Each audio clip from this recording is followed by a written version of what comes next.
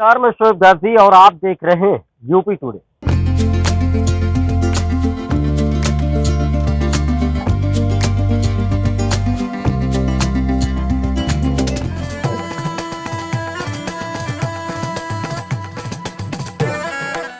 आज मैं आपको अयोध्या लेकर आया हूँ और खास करके इस नदियों से मैं आपको वो शख्सियत से मुलाकात करवाना चाहता हूँ इस उड़ती गिरती लहरों के बीच।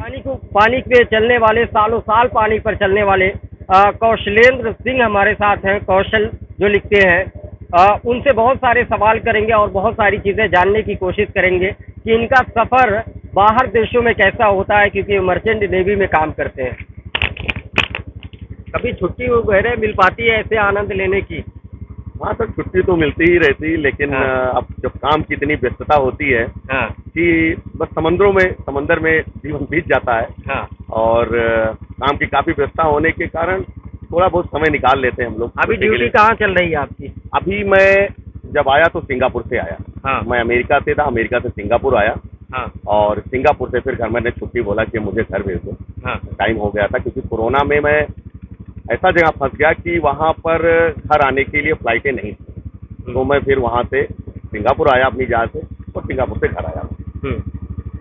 छुट्टी की अगर बात करें तो किस तरीके की छुट्टियाँ होती है? 3-3, 4-4 महीने बताते हैं लोग छुट्टी हो जाती है। ये कॉन्ट्रैक्ट होता है, जैसे 6 महीने का मेरा कॉन्ट्रैक्ट रहा, तो 6 महीने या अब तो 4 महीने का हो गया मेरा। जब से मेरा प्रमोशन हो गया था तो 4 महीने, तो 4 महीने मैं काम करता हूँ और 3 महीने मैं घर पे परिवार के साथ रहता हूँ। 3 महीने जो स्पेस होता है आपका, 3 महीने घर परिवार पे रहने का, वो उस वक्त में आप क्या करते हैं? उस वक्त में मैं समाज सेवा करता हूँ। बड़ा मन है मेरा रहता था समाज सेवा के लिए।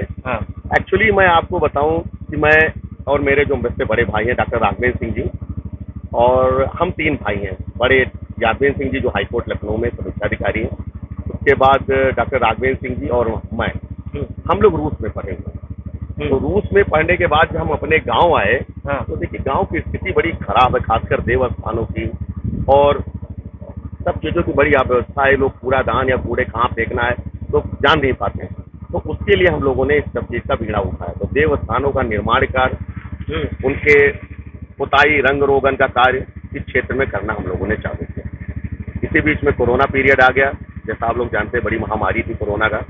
तो कोरोना में मैं अमेरिका में फंस गया। 10 महीने बाद मैं घर लौट के आया। पूरी दुनिया बंद हो चुकी थी।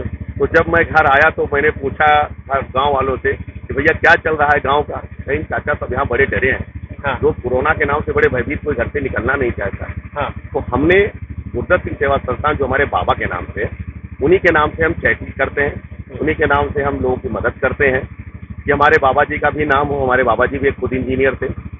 तो हम और मेरी एक सहयोगी संस्था है गौरारा संगठन, जिसके सचिन सिंह जी की संस्था है वो गौरारा संगठन। हम और दोनों लोग मिलके गांव में सैनिटाइजर बांटना, लोगों को कोरोना के लिए जागरूक करना, मास्क बांटना, ये सब काम हम लोगों ने कोरोना पीरियड में किया। उसके बाद बच्चों की, जो गरीब बच्ची हैं उनके शादी में मदद करना। जो बच्चे गरीब हैं, नहीं पढ़ सकते हैं, क्योंकि शिक्षा बहुत जरूरी है। अच्छा, उस समय के हालात के बारे में अगर बात करें, जैसे कह रहे हैं कि मैं अमेरिका से लौटा था, स्थिति यहाँ की कोरोना काल में बड़ी नाजुक थी। ऐसे समय में हर परिवार के पास किल्लत ही थी, चाहे पैसे की, अनाज की, किसी भी चीज़ की किल्लत नजर आ रही थी। ऐसे में उम्मीदें भी आप लोग से काफ़ी लोग लगाए होंगे? बहुत लोग लगाए थे, और तो हम इसी उम्मीद है कि अगर लोगों ने उम्मीद लगाए तो उम्मीद खराब उतरना चाहिए, क्योंकि हम लोग बाहर से पढ़ के आए हैं। आज हम अपने गांव के बारे में नहीं सोचेगा तो दूसरा कौन सोचेगा? सही बात। तो हम लोग अपने गांव के लिए, इसीलिए हम लोगों ने लोगों को जागरूक करना चालू किया। जिसको खाने पीने, भैया किसी खाने पीने की व्यवस्था नहीं, वो भी बताओ। जो हम लोगों से हो पाएगा ज़्यादा से ज़्यादा हम लोग उसके बारे में लोगों की मदद करेंगे। कमोबेश से अगर बात करें तो साल का कितना समाज हित के लिए जो है पे कर देते हैं? समाज हित में 5 से 6 लाख रुपए, 5 से 6 लाख रुपए हम साल में डालते हैं। चाहे यहाँ हो और दूसरी जगह हो, बहराइच जिले के मंदिर हो, अपने गांव के मंदिर हो, अपने ग्राम सभा के मंदिर, दूसरे ग्राम सभा के मंदिर हो, तो उधर हर जगह, और लोगों के बच्चों की शादी हो, बच्चों का फीस हो, बहुत कुछ चीज़ों के लिए हम 5 से 6 लाख रुपए, हम और डॉक्टर साहब अपनी नौकरी का जितना कमाते हैं 10% से ज़्यादा दान करते हैं। कितना कमाते होंगे करीबन? हाँ, मुझे टीवी पे बताना उचित सही रहेगा। लेकिन साल में 70 लाख रुपए ज़्यादा हमारी सैलरी है। साल में 70 लाख रुपए से ज़्यादा सैलरी है, और उसका 10% लोगों में दान कर देते हैं। तो वही 5-6 लाख 7 लाख रुपए करीब आ जाता है। 5-6 लाख रुपए। लोगों को क्या संदेश देना चाहते हैं जो बहुत अच्छा पैसा कमाते हैं? हम यही संदेश देना चाहते हैं लोगों को कि अगर आप पढ़ गए हैं, आप बिजनेसमैन हो गए हैं, आपके पास पैसा है, तो आप जरूर गरीबों की मदद करो, उनको अपने बराबर लाके खड़ा करो। क्या पता हमारी एक छोटी सी मेहनत से किसी गरीब का बच्चा पढ़ जाए। अगर वो बच्चा पढ़ेगा तो उसका परिवार में और उसके वो किसी और 10 लोगों को पढ़ा लेगा, वो 10 लोग किसी और 100 लोगों को पढ़ा लेंगे, तो हमारा समाज शिक्षित हो जाएगा। समाज शिक्षित हो गया, समाज जागरूक हो गया, फिर किसी की मदद करने की जरूरत नहीं, खुद पर आपने अपना मदद कर लेना। हम यही संदेश देना चाहते हैं। करके बात करूं, ये रामनगरी है, अयोध्या है, इससे कितना मोहब्बत रखते हैं? इससे बहुत मोहब्बत रखते हैं। हाँ। क्योंकि भगवान रामलला हमारे यहाँ पैदा हुए हाँ। और हमारे पूर्वज हैं भाई रामलला जी, हम उनके बच्चे हैं, हम उनके पीढ़ियां हैं। तो इतना मोहब्बत इस धरती से कि पूरी दुनिया में लोग यहाँ पर आएंगे। और योगी जी, मोदी जी का बड़ा योगदान रहा, मुझे बड़ा अच्छा लगा कि हमारे नेताओं ने कुछ तो किया अयोध्या के लिए।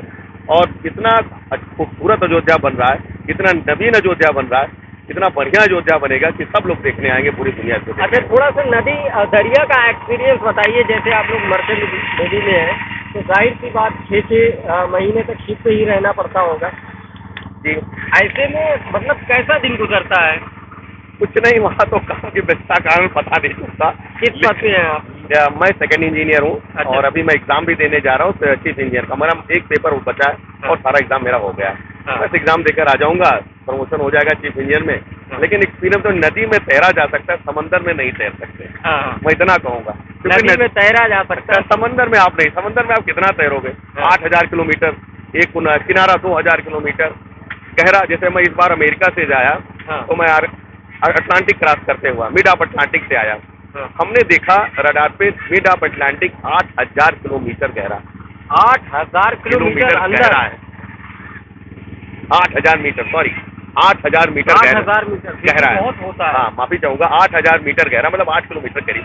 तो आप सोचिए, उसके ऊपर से मैं गुजरा। तो मेरा एक एक्सपीरियंस अपने फेसबुक और सोशल मीडिया में शेयर किया कि मैं अटलांटिक आज क्रॉस कर रहा हूँ। और तो मैं यही कहूँगा कि समंदर में नहीं तैरा जा सकता, क्योंकि वहाँ की लहरें 8-8 मीटर, 4-4 मीटर, 6-6 मीटर उठती हैं। तो जब समंदर खराब होता है तो कोई जहाज या कोई चीज आपको बचाने नहीं आएगा। इसीलिए नौकरी बहुत मुश्किल की है, बहुत टफ नौकरी है ये। डर नहीं लगता? अब कुछ नहीं, अब तो आदत पड़ गई है। आदत पड़ गई है। अच्छा, ये छोटे छोटे इस तरीके से सवारी करके कैसा लगता है? अच्छा लगता है अपने देश में घूमना। और खासकर रामलला अयोध्या में घूमना बहुत ही अच्छा लगता है, बहुत मनमोहक लगता है। खैर, हम लोगों का सफर पूरा हुआ और आगे क्या करना चाहते हैं आप समाज हित के लिए? समाज हित के लिए जितना ज्यादा से ज्यादा मैं ये सोचता हूँ, जितना काम कर पाऊंगा ठाकुर गुरदत्त सिंह सेवा संस्थान की तरफ से, मैं अपने को भाग्यशाली समझूंगा। और समाज को जितना मैक्सिमम टाइम और मैक्सिमम पैसा और मैक्सिमम चीजों से उनकी मदद कर पाऊंगा, ये हमारे लिए बड़ी सौभाग्य की बात है।